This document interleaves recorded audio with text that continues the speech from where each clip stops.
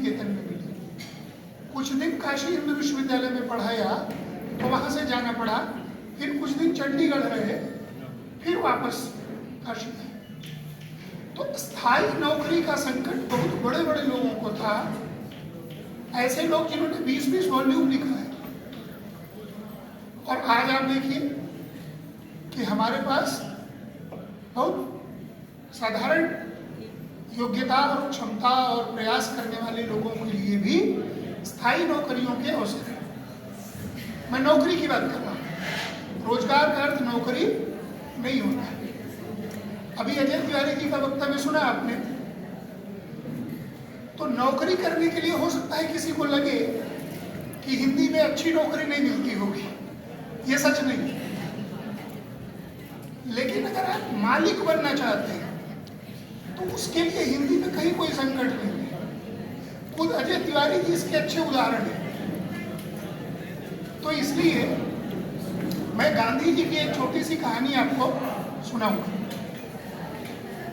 विद्यार्थियों से आग्रह है कि चूंकि उनको बताया जा चुका है कि अल्पाहार वही मिलेगा, तो शांति से बैठें। ऐसा ना हो कि आप बोलते पाए जाएं और बांटने वाला अल्पाहार लेकर वापस चला जाए। तो गांधी जी की छोटी सी कहानी। गांधी जी लंदन से लौट रहे थे पढ़ाई लिखाई करके, अंग्रेजों के देश से अंग्रेजी में पढ़ाई की। तो उन्होंने लिखा कि जब मैं लौट रहा था तो मेरा दिमाग 7वें आसमान पर था, क्योंकि जो अंग्रेज इस देश पर शासन कर रहे थे उनके देश से पढ़कर लौट रहे थे। बोले लेकिन ये स्थिति तब तक थी जब तक मैं अपने गुरु से नहीं मिला था। तो गांधी जी के राजनीतिक गुरु तो गोखले थे, सब लोग जानते हैं। उनके एक आध्यात्मिक गुरु भी थे, मैं उनका नाम नहीं बताऊं, वो आपको खोजना है। वो जौहरी थे, आध्यात्मिक गुरु। तो गांधी जी मिले तो गांधी जी को परिचय बताया गया कि गुरु की क्या विशेषता है। तो बताया कि गुरु जी शतावधानी है। शतावधानी क्या होता है? ऐसा व्यक्ति कि जिसको आप 100 चीजों के नाम बताइए, 1, 2, 3, 4, 5 ऐसे करें, और फिर पूछिए कि 35वें नंबर पर मैंने क्या कहा था, तो वो व्यक्ति बता देगा। तो गांधी जी आसानी से भरोसा नहीं करते थे किसी चीज पर। तो उन्होंने परीक्षा ली, सूची बनाई, 100 शब्द लिखे, उनके सामने बोला, फिर पूछा 67वें नंबर पर मैंने क्या कहा, 30 नंबर पर मैंने क्या कहा। तो गुरु जी ने जवाब दे दिया। तो गांधी जी बहुत चक्कर में पड़े कि कोई व्यक्ति बहुत साधारण सा जीवन जीते हुए ऐसा चमत्कार कैसे कर सकता है।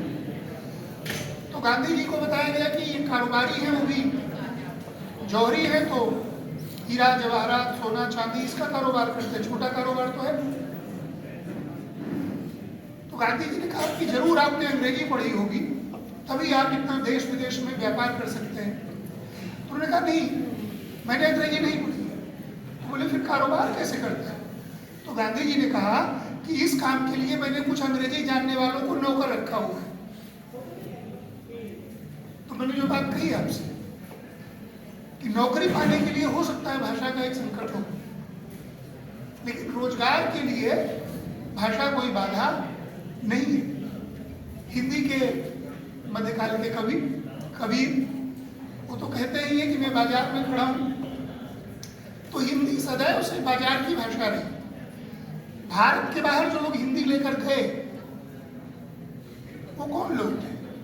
मॉरिशस गए, फिजी गए, सूरीनाम गए, दक्षिण अफ्रीका गए। वे बहुत साधारण लोग थे, मजदूर थे, किसान थे, और अपने साथ अपनी भाषा ले गए। वे कोई वेद शास्त्र पुराण नहीं ले गए, वो रामचरितमानस और बीजक ले गए।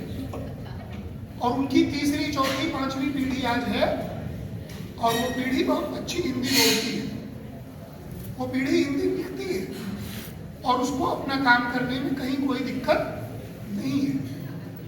आप भारत में कहीं चले जाइए, सुदूर पूर्वोत्तर तक, अरुणाचल, नागालैंड, त्रिपुरा, हर जगह आपको हिंदी बोलते हुए लोग मिलेंगे, कहीं कोई दिक्कत नहीं है। आप दक्षिण भारत चले जाइए, अंडमान तक, कहीं कोई समस्या नहीं है। आप दुबई चले जाइए, आखिर दुबई और ये जो खाड़ी देश हैं, वहाँ कोई सॉफ्टवेयर इंजीनियर थोड़ी जाते हैं। छोटा छोटा काम करने वाले, बाल काटने वाले, माली, दूध निकालने वाले, ऐसे लोग जाते हैं। वो कोई अंग्रेजी पढ़े लिखे लोग हैं।